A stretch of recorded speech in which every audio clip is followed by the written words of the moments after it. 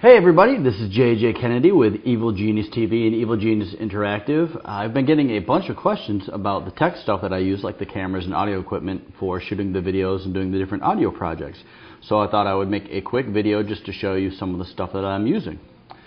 First of all, for video editing, I use the Adobe Premiere, or the Adobe Creative Suite 3 Masters Edition. That's a very expensive package. I think it runs around $2,000 for the retail copy of it.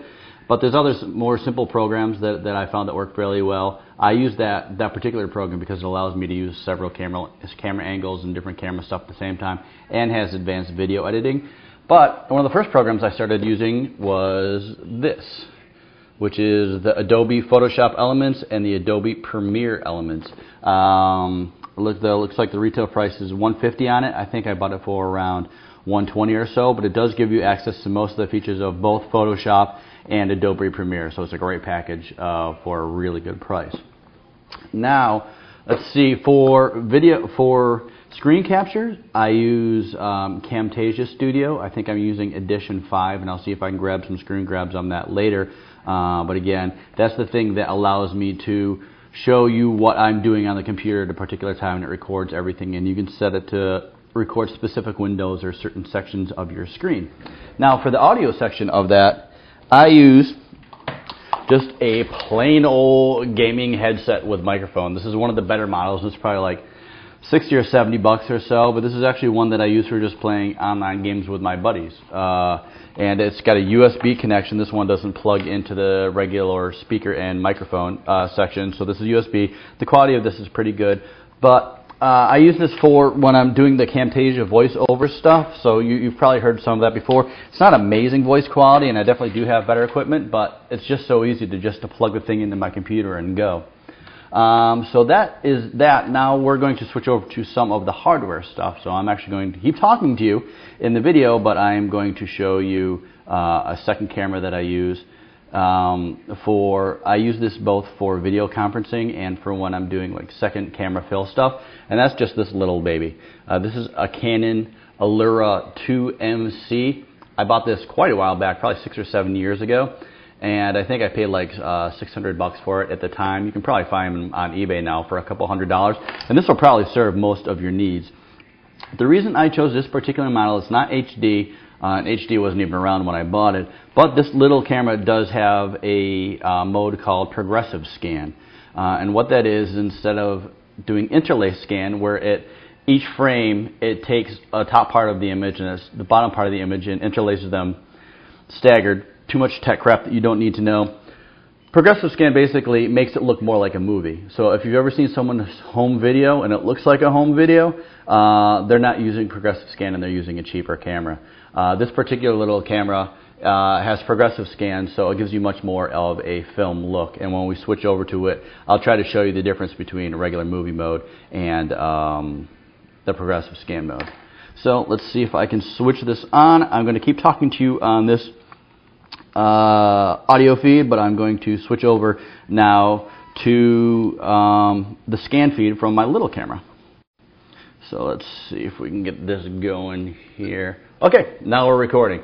So this is basically my computer rig. If I scroll way back here, I used to use a single 32-inch screen, which is now mounted on my wall. But after working with Rich Schefren, he uses three 30-inch Apple Cinema displays, and it's just so much more productive. So didn't feel like spending $1,500 for each monitor. Spend $4,500, $5,000. But I do have three 22 Dells, and I think they cost like $250 a piece. For my main computer, I am using a Dell XPS 420, which is a Pentium quad core with like 4 gigs of RAM, and it seems to work for the most part what I'm doing. Now over to interesting stuff. Let's see if I can show you here.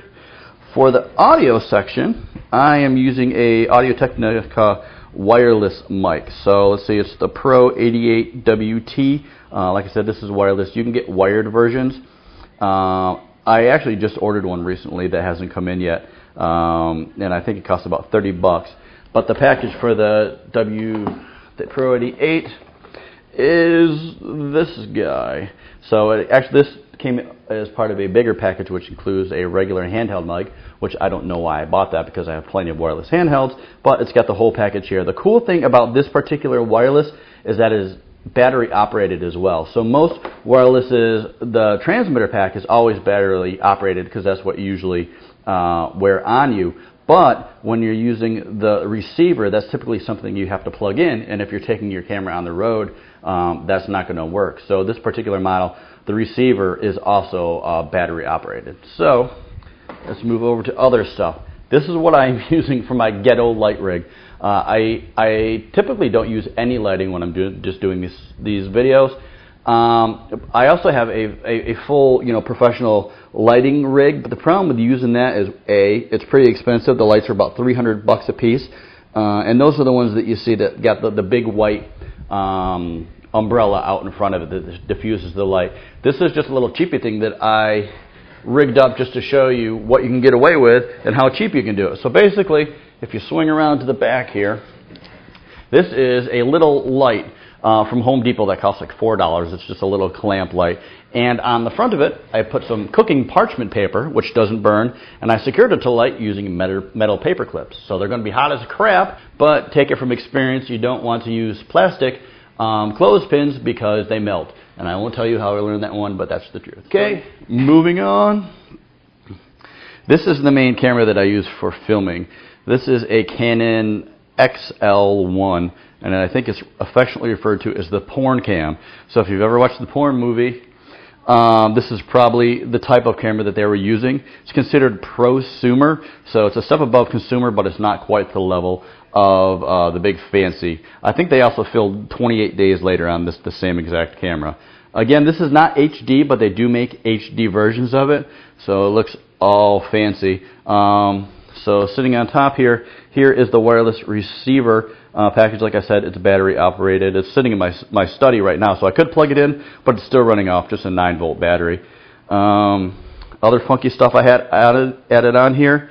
You'll see on the back here, this is an additional add-on. It's about $150, and this enables it to take XLR microphone inputs, which is the standard like microphone you see in a band playing. They're going to be plugging in with an XLR jack. And this camera doesn't come. Most cameras, even the higher end ones, don't come with XLR inputs. So this is just a little add-on that is also a shoulder mount. I'll swing over to the other side. Got bajillions of adjustments, 99% of which I never ever use. I set it on auto and it just goes, but I can fart around with it a little bit more.